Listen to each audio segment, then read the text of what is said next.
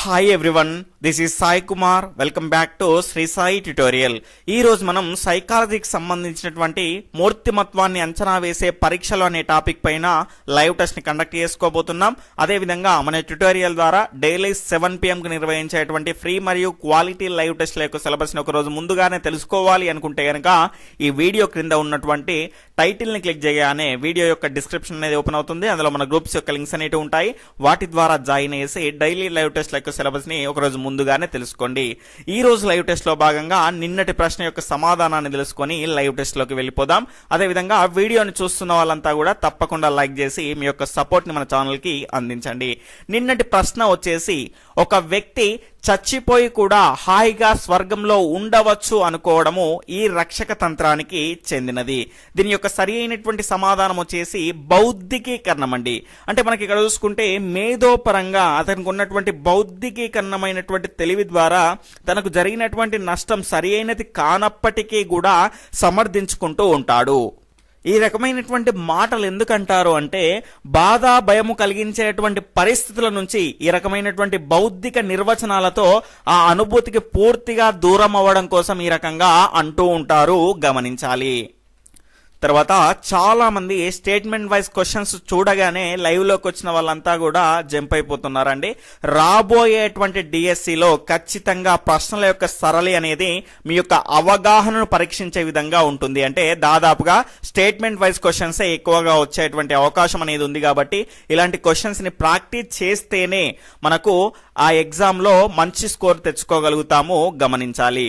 ఈ రోజు live test లో భాగంగా మనం మొదటి క్వశ్చన్, ప్రక్షేపక పరీక్షలకు సంబంధించి సరికానిది ఏది? ఇక్కడ స్టేట్మెంట్ 1, అస్పష్టమైన ఉద్దీపనలను ఉపయోగించి మూర్తిమత్వాన్ని అంచనా వేస్తారు. స్టేట్మెంట్ 2, ఇందులో బొమ్మలు సన్నివేశాలు వంటి ద్వారా ఆలోచనలను బహిర్గతం చేస్తారు. స్టేట్మెంట్ 3, ఈ పద్ధతుల ద్వారా వ్యక్తి నుంచి సమాచారాన్ని పరోక్షంగా సేకరిస్తారు. స్టేట్మెంట్ 4, ప్రయోజులు ఊహాత్మకంగా స్పందిస్తారు. ఫాస్ట్ గా మీ యొక్క సరైనటువంటి సమాధానాన్ని ఆన్సర్ చేస్తూ ఉండాలి. ఇక్కడ క్వశ్చన్ ని బట్టి 5 నుంచి 10 సెకండ్ల సమయం అనేది మీకు ఉంటుంది. ఎవరైనా కొత్తగా మన ఛానల్ ని చూస్తూ ఉన్నట్లయితే సబ్స్క్రైబ్ చేసుకుని పక్కన ఉన్నటువంటి all notification bell icon click చేయండి. ఇంకా ఎవరైనా వీడియోని లైక్ చేయకపోతే తప్పకుండా లైక్ చేసి మీ యొక్క సపోర్ట్ ని అందించండి.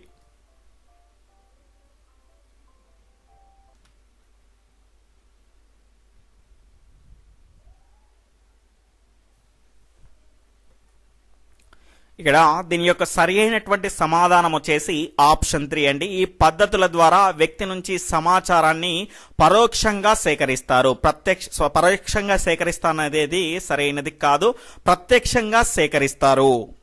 ఇందులో స్పష్టమైనటువంటి ఉద్దీపనలు కాకుండా అస్పష్టమైనటువంటి ఉద్దీపనలు ఉపయోగించి వారి యొక్క మూర్తిమత్వం అనేది ఏ విధంగా ఉందో అంచనా వేస్తారు. ఇందులో బొమ్మలు సన్నివేశాలు వంటి వాటి ద్వారా వారి యొక్క ఆలోచనలను బహిర్గతం చేస్తారు, కానీ స్పష్టంగా ఉండవు, అస్పష్టంగా ఉంటాయి. తర్వాత రెండవ క్వశ్చన్ వచ్చేసి, క్రింది వాటిలో ప్రక్షేపక పద్ధతి కానిది? ఆప్షన్ 1, రోషాక్ సిరామరకల పరీక్ష. ఆప్షన్ 2, థిమాటిక్ ఎపర్సెప్షన్ పరీక్ష. ఆప్షన్ 3, పద సంసర్గ పరీక్ష. ఆప్షన్ 4, ఆర్బి కాటిల్ 16 PF ప్రశ్నావళి. ఫాస్ట్ గా మీ యొక్క సమాధానాన్ని తెలియజేయండి.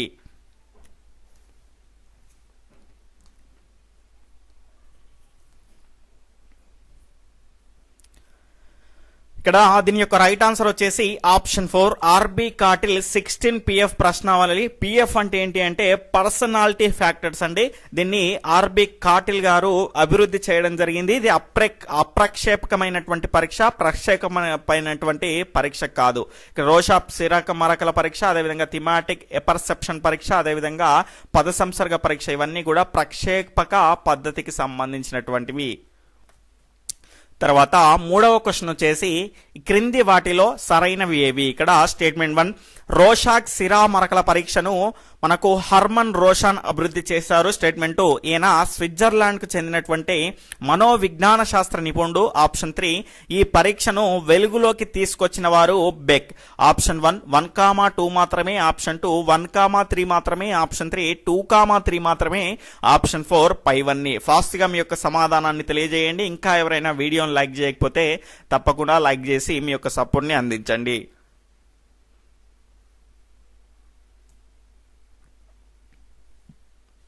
ఇక్కడ దీని యొక్క సరి అయినటువంటి సమాధానం వచ్చేసి ఆప్షన్ 4 పైవన్నీ. ఇక్కడ ఈ రోషాక్ శిరామరకల పరీక్ష అనేది ప్రక్షేపక పరీక్ష. ఇందులో దీన్ని కనుక చూసుకుంటే అభివృద్ధి చేసిన వారు ఎవరు అంటే హర్మన్ రోషాక్, రోషన్ కాదండి, ఇది రోషాక్, హర్మన్ రోషాక్ గారు అభివృద్ధి చేయడం జరిగింది. దాని తర్వాత ఈయన స్విట్జర్లాండ్కి చెందినటువంటి మనోవిజ్ఞాన శాస్త్ర నిపుణుడు. అదేవిధంగా ఈ పరీక్షను వెలుగులోకి తీసుకొచ్చిన వారు మాత్రం బెక్. గమనించాలి, ఇవన్నీ కూడా సరైనవే. తర్వాత 4వ క్వశ్చన్ వచ్చేసి రోషాక్ శిరామరకల పరీక్షలో ఎన్ని దీర్ఘ చతురస్ర కార్డులుంటాయి? Option 1 8, option 2 12, option 3 20, option 4 10.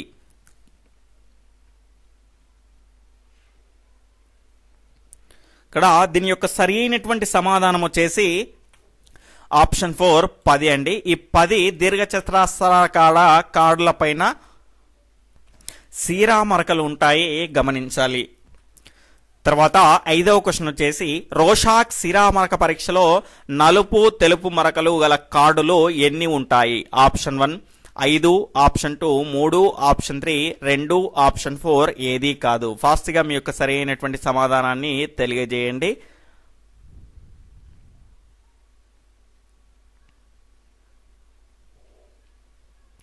ఇక్కడ దీని యొక్క సరి అయినటువంటి సమాధానం వచ్చేసి ఆప్షన్ 1 5 అండి. 5 మీద కనుక చూసుకుంటే ఈ 5 దీర్ఘ చతురస్రాకార కార్డుల పైన నలుపు తెలుపు మరకలు అనేటివి ఉంటాయి.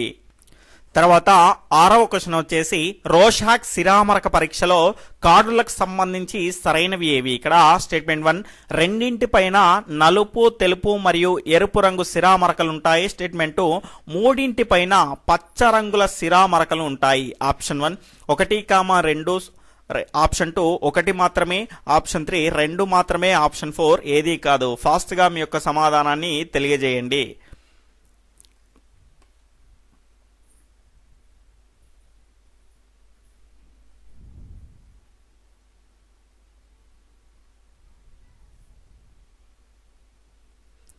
ఇక్కడ దీని యొక్క సరి అయినటువంటి సమాధానం వచ్చేసి ఆప్షన్ 1 1, 2 కూడా సరి అయినవి. ఇక్కడ చూసుకుంటే రోషాక్ శిరామరకల పరీక్షలో కనుక చూసుకుంటే 10 దీర్ఘ చతురస్రాకార కార్డులు అనేటివి ఉంటాయి. అందులో కనుక చూసుకుంటే 5 పైన నలుపు తెలుపు రంగుల శిరామరకలు అనేవి ఉంటాయి. దాని తర్వాత అందులో మిగిలినటువంటి 2 అంటే ఈ 5 పోయిన తర్వాత మిగిలినటువంటి 5లో రెండింటిపైన కనుక చూసుకుంటే నలుపు తెలుపు దాని తర్వాత ఎరుపు రంగు శిరామరకలు ఉంటాయి. అదేవిధంగా మూడింటిపైన ఈ రకంగా మనకు రెండింటిపైన నలుపు తెలుపు ఎరుపు రంగు శిరామరకలు ఉన్న తర్వాత మిగిలినవేంటి మరి ఇంకా 3 కాళ్ళు అనేటివి ఉంటాయి. ఆ మూడింటిపైన పంచరంగుల శిరామరకలు అనేటివి ఉంటాయి, గమనించాలి. తర్వాత 7వ క్వశ్చన్ వచ్చేసి మూర్తిమత్వాన్ని అంచనా వేసేటువంటి విషయాలలో లేనిది ఏది? ఆప్షన్ 1 స్థానము, ఆప్షన్ 2 విషయము, ఆప్షన్ 3 మౌలికాలు, ఆప్షన్ 4 ఏది కాదు. ఫాస్ట్గా మీ యొక్క సమాధానాన్ని తెలియజేయండి.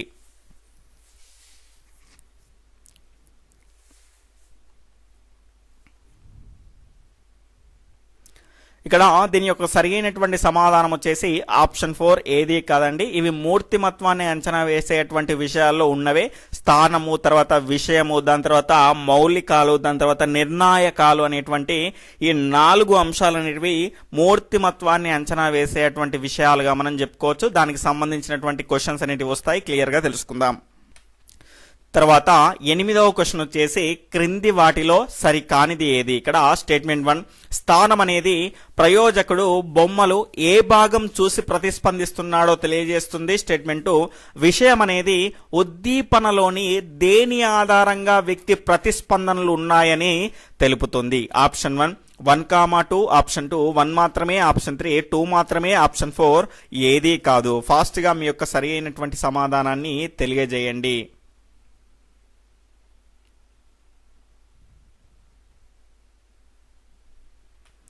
ఇక్కడ దీని యొక్క సరి అయినటువంటి సమాధానం వచ్చేసి ఆప్షన్ 3 2 మాత్రమే సరి అయినది కాదు, మొదటిది సరైనది. ఇక్కడ స్థానము మనకి ఇక్కడ మూర్తిమత్వాన్ని అంచనా వేసేటువంటి విషయాల్లో కనుక చూసుకుంటే మొదటిది స్థానము. ఈ స్థానం అనేది మనకు ఏంటి అంటే ప్రయోజకుడు బొమ్మలు ఏ భాగం చూసి ప్రతిస్పందిస్తున్నాడో తెలియజేసేటువంటి అంశం ఏంటి అంటే స్థానము. తర్వాత మనకి ఇక్కడ ఉద్దీపనలోని దేని ఆధారంగా వ్యక్తి ప్రతిస్పందనలు ఉన్నాయని తెలియజేసేది విషయం కాదండి, అది నిర్ణాయకం, గమనించాలి. కాబట్టి ఇది రెండవది సరి అయినది కాదు.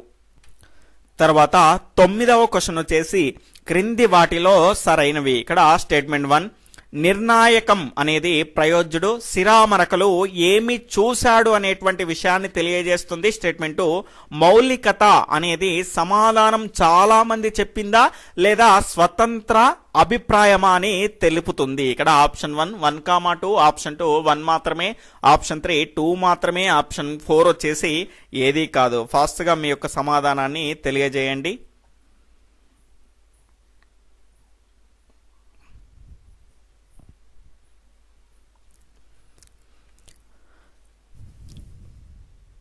ఇక్కడ దీని యొక్క సరి అయినటువంటి సమాధానం వచ్చేసి ఆప్షన్ 3 2 మాత్రమే సరైనది. ఇక్కడ మొదటి సరైనది కాదు. ఇక్కడ ఆల్రెడీ మనం చెప్పుకున్నామండి, నిర్ణాయకం కాదండి. ఇక్కడ మనకు నిర్ణాయకం అంటే ఏంటి అంటే ఉద్దీపనలోని దేని ఆధారంగా వ్యక్తి ప్రతిస్పందనలు ఉన్నాయని తెలియజేసేది ఏంటి అంటే నిర్ణాయకం. మరి ఇదేంటి అంటే మనకు ప్రయోజ్యుడు సిరామరకలు ఏమి చూశాడు అనేటువంటి విషయాన్ని తెలిపేది ఏంటి అంటే విషయం గమనించాలి. ఇవన్నీ కూడా ఈ 4 అంశాలు మూర్తిమత్వాన్ని అంచనా వేసేటువంటి విషయాల్లో ఉంటాయి, గమనించాలి.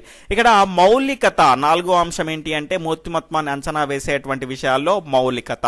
ఈ మౌలికత అంటే ఏంటి అంటే సమాధానం అనేది ఇప్పుడు మనకు ఆ కార్డుల ద్వారా ప్రయోజ్యుల నుంచి అంటే మనకు అడిగిన వ్యక్తి నుంచి వచ్చేటువంటి సమాధానం అనేది అది చాలా మంది చెప్పిందా లేదంటే అతని యొక్క స్వంత అభిప్రాయాన్ని చెబుతున్నాడా అని తెలియజేసేది ఏంటి అంటే మౌలికత గమనించాలి. తర్వాత 10వ క్వశ్చన్ వచ్చేసి ఇతివృత్త గ్రాహ్యక పరీక్షను రూపొందించింది.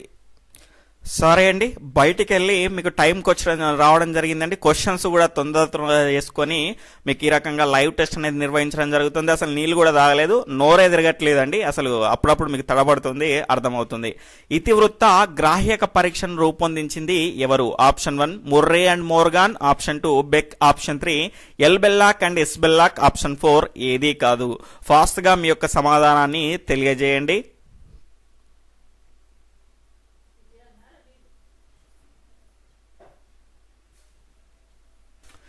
ఇక్కడ దీని యొక్క సరి అయినటువంటి సమాధానం వచ్చేసి ఆప్షన్ 1 ముర్రే అండ్ మోర్గాన్ అండి. ఇతివృత్త గ్రాహ్యక పరీక్షను రూపొందించింది ఎవరు అంటే ముర్రే అండ్ మోర్గాన్. వీళ్ళు అమెరికాకు చెందినటువంటి శాస్త్రజ్ఞులు. ఇక్కడ చూసుకుంటే ఈ ఇతివృత్త గ్రాహ్యక పరీక్షని మనం ఇంగ్లీష్ లో ఏమంటాము అంటే థిమాటిక్ అపర్సెప్షన్ టెస్ట్ అంటాము. దీన్నే TAT అని కూడా అంటాము. థిమాటిక్ అపర్సెప్షన్ టెస్ట్ అని కూడా అంటాము, గమనించాలి.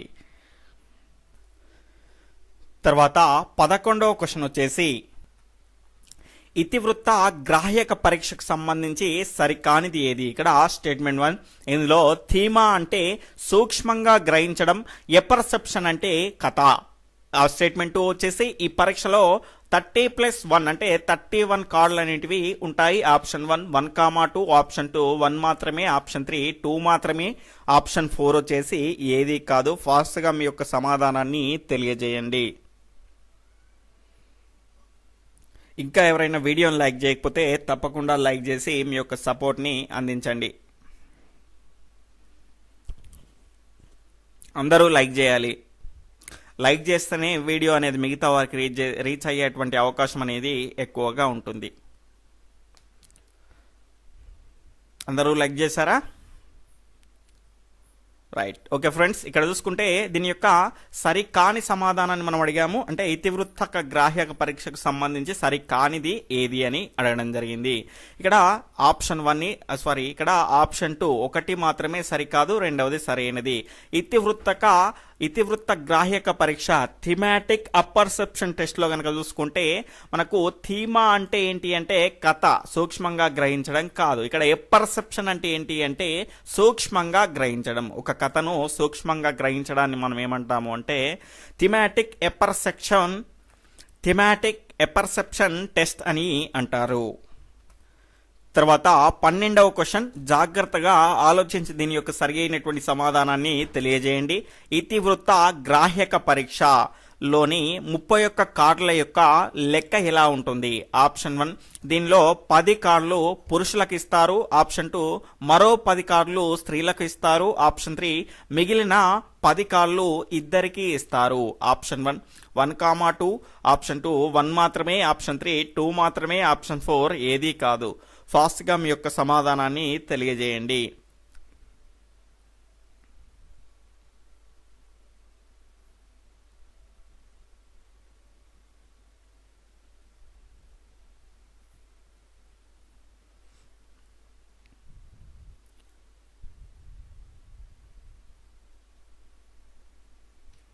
ఇక్కడ దీని యొక్క సరి అయినటువంటి సమాధానం వచ్చేసి ఆప్షన్ 4 ఏదీ కాదు. ఎందుకంటే ఇవి మూడు కూడా సరి అయినటువంటివే, కానీ ఈ మూడు ఉన్నటువంటి ఆప్షన్ ఇది ఎక్కడైనా ఉందా? లేదు. కాబట్టి ఏదీ కాదు అనేది దీని యొక్క సరి అయినటువంటి సమాధానం అవుతుంది. ఇతివృత్తక గ్రాహక పరీక్ష లేదా థిమాటిక్ అపర్సెప్షన్ టెస్ట్ లో కనుక చూసుకుంటే మనకు మొత్తంగా 31 కార్డులు ఉంటాయి. ఈ 30 కార్డుల పైన బొమ్మలు ఉంటాయి. ఒక కార్డు పైన బొమ్మ లేని ఖాళీ కార్డు అనేది ఉంటుంది. ఇందులో కనుక చూసుకుంటే 10 కార్డులు పురుషులకు ఇస్తారు. ఇక్కడ 10 అయిపోయినాయి. దాని తర్వాత మనకి ఇక్కడ చూసుకుంటే మరో 10 కార్డులు స్త్రీలకు ఇస్తారు. ఇక్కడ 10 కూడా అయిపోయినాయి. దాని తర్వాత మిగిలినటువంటి 10 కార్డులను మళ్ళీ ఏం చేస్తారంటే పురుషులకు స్త్రీలకు ఇద్దరికి 10 కార్డుల చొప్పున ఇస్తారు. తర్వాత ఇంకొక కార్డు కూడా ఉంటుంది కదండి మనకు, దానిపైన బొమ్మ లేని ఖాళీ కార్డు ఉంటుంది కదా. ఈ ఖాళీ కార్డుని కూడా ఆ మిగిలిన వారికి 10 కార్డులతో పాటు ఇస్తారు. గమనించాలి. మొత్తంగా 31 కార్డులకు సంబంధించినటువంటి లెక్క ఈ రకంగా ఉంటుంది. ఈ రకంగా మనము ఇంత క్లియర్ గా తెలుసుకున్నాం కదా. తెలుసుకున్న తర్వాత నెక్స్ట్ ఒక క్వశ్చన్ వస్తుంది, దానికి క్లియర్ గా ఆన్సర్ చేయండి. ఈ ప్రశ్నకు ఆన్సర్ చేస్తే ఇతివృత్త గ్రాహక పరీక్ష అనేది మీకు క్లియర్ గా అర్థమైనట్టే. 13th క్వశ్చన్ వచ్చేసి ఇతివృత్త గ్రాహక పరీక్షలో పురుషులు స్త్రీలు ఇలా ప్రతి ఒక్క వ్యక్తి ఎన్ని కార్డులను చూసి దానిలో ఉన్నటువంటి బొమ్మలపై కథ చెప్పాల్సి ఉంటుంది? గమనించాలి. ఆప్షన్ 1 20, ఆప్షన్ 2 20+1, ఆప్షన్ 3 10+1, ఆప్షన్ 4 వచ్చేసి 30+1. ఫాస్ట్ గా మీ యొక్క సరి అయినటువంటి సమాధానాన్ని తెలియజేయండి.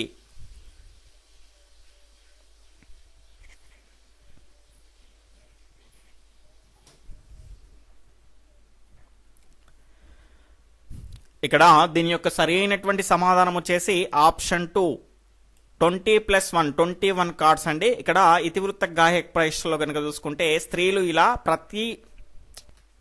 ఇక్కడ ఇతివృత్తక గ్రాహక పరీక్షలో పురుషులు స్త్రీలు ఇలా ప్రతి ఒక్క వ్యక్తి ఎన్ని కార్డులను చూసి దానిలో ఉన్నటువంటి బొమ్మలపై కథ చెప్పాల్సి ఉంటుంది అంటే 21. ఎలాగంటే ఫస్ట్ పురుషులకు ఎన్ని కార్డులు ఇచ్చిండు? 10.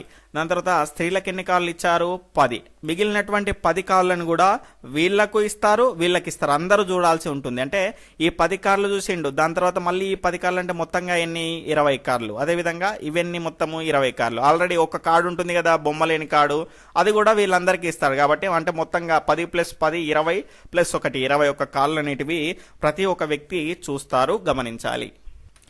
తర్వాత 14వ క్వశ్చన్ వచ్చేసి పిల్లల గ్రాహక పరీక్షకు సంబంధించినటువంటి సరైనది ఏది?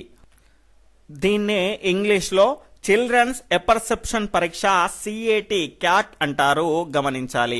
ఇక్కడ చూసుకుంటే స్టేట్మెంట్ 1 ఈ పరీక్షను అమెరికాకు చెందినటువంటి ఐబెల్లాక్ ఎస్బెల్లాక్ రూపొందించడం జరిగింది. అదేవిధంగా స్టేట్మెంట్ 2 దీనిలో 10 దీర్ఘ చతురస్రాకార కార్డులు అనేటివి ఉంటాయి. ఆప్షన్ 1 1, 2, ఆప్షన్ 2 1 మాత్రమే, ఆప్షన్ 3 2 మాత్రమే, ఆప్షన్ 4 ఏదీ కాదు.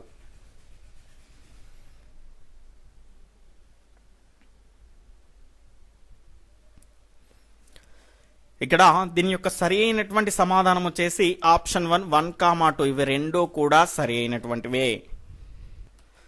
తర్వాత 15వ క్వశ్చన్ వచ్చేసి పిల్లల యొక్క గ్రాహ్యక పరీక్ష ఏ వయసు పిల్లల యొక్క మూర్తిమత్వాన్ని తెలుసుకోవడానికి ఉపయోగిస్తారు? ఆప్షన్ 1 5 నుండి 15 సంవత్సరాలు మాత్రమే, ఆప్షన్ 2 3 నుండి 10 సంవత్సరాలు మాత్రమే, ఆప్షన్ 3 5 నుండి 8 సంవత్సరాలు మాత్రమే, ఆప్షన్ 4 6 నుండి 10 సంవత్సరాలు మాత్రమే.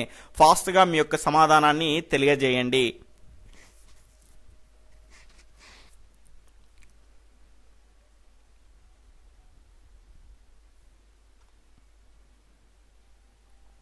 ఇక్కడ దీని యొక్క సరి అయినటువంటి సమాధానం వచ్చేసి పిల్లల గ్రాహ్యక పరీక్ష అనేది 3 నుంచి 10 సంవత్సరాల పిల్లలకు మాత్రమే ఉపయోగపడే విధంగా మనకి ఇక్కడ చూసుకుంటే ఎస్ బెల్లాక్ మరియు ఎల్ బెల్లాక్ గారు రూపొందించడం జరిగింది. ఇది పిల్లల యొక్క మూర్తిమత్వాన్ని తెలుసుకోవడానికి ఉపయోగిస్తారు. వారి యొక్క ఏజ్ లిమిట్ వచ్చేసి 3 to 10.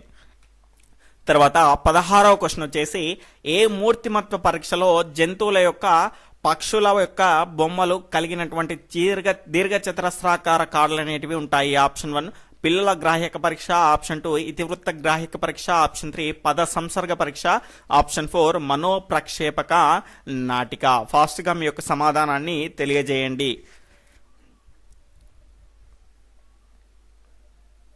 ఇక్కడ దీని యొక్క సరి అయినటువంటి సమాధానం వచ్చేసి ఆప్షన్ 1 పిల్లల గ్రాహ్యక పరీక్షలో ఈ రకంగా మనకు చూసుకుంటే చిన్న పిల్లలకు సంబంధించినటువంటి ఈ పరీక్షలో జంతువులు మరియు పక్షుల బొమ్మలు కలిగినటువంటి 10 దీర్ఘ చతురస్రాకార కార్డులు అనేవి ఉంటాయి. ఈ రకంగా బొమ్మను చూసి చిన్న కథ అనేది అల్లవలసి ఉంటుంది. చిన్న కథ అల్లడం ద్వారా ఏమవుతుంది అంటే పిల్లల యొక్క అభిరుచులు వైఖరుల ద్వారా మూర్తిమత్వాన్ని అంచనా వేస్తారు, గమనించాలి. తర్వాత 17వ క్వశ్చన్ వచ్చేసి పద సంసర్గ పరీక్షకు సంబంధించి సరైనది. ఆప్షన్ 1 కెంట్ మరియు రోసనాఫ్ దీన్ని తయారు చేయడం జరిగింది. స్టేట్మెంట్ 2 దీనిలో ఒకదాని తర్వాత ఒక మాట చెప్పడం జరుగుతుంది. స్టేట్మెంట్ 3 మాట విన్న కొంత సమయానికి వ్యక్తి మనసులో మెదిలేటువంటి భావాన్ని చెప్పవలసి ఉంటుంది. స్టేట్మెంట్ 4 ఇచ్చిన జవాబుల ఆధారంగా మూర్తిమత్వాన్ని అంచనా వేస్తారు. ఫాస్ట్ గా మీ యొక్క సమాధానాన్ని తెలియజేయండి.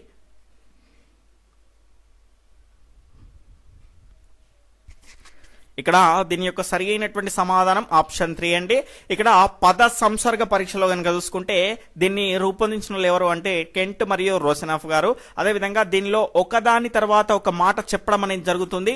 ఈ మాట విన్న వెంటనే, కొంత సమయానికి కాదు, విన్న వెంటనే మనసులో మొదట మెదిలేటువంటి భావాన్ని చెప్పవలసి ఉంటుంది, గమనించాలి.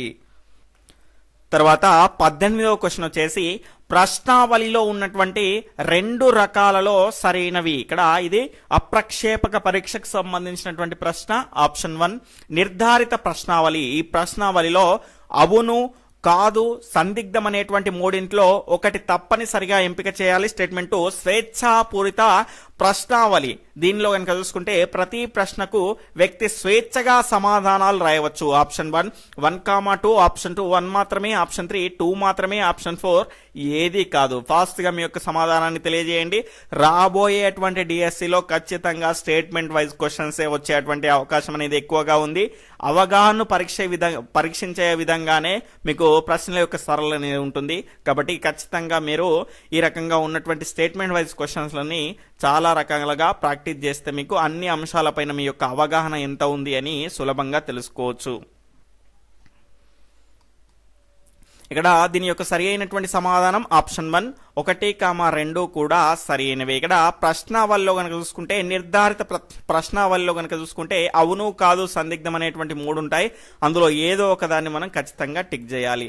తర్వాత స్వేచ్ఛాపూరిత ప్రశ్నావళి. దీనిలో ప్రతి ప్రశ్నకు వ్యక్తి మనకి ఇష్టం వచ్చినట్టుగా స్వేచ్ఛగా సమాధానాన్ని రాసుకునేటువంటి అవకాశం అనేది ఉంటుంది. అందుకే పేరు కూడా స్వేచ్ఛాపూరిత ప్రశ్నావళి అని ఇవ్వడం జరిగింది.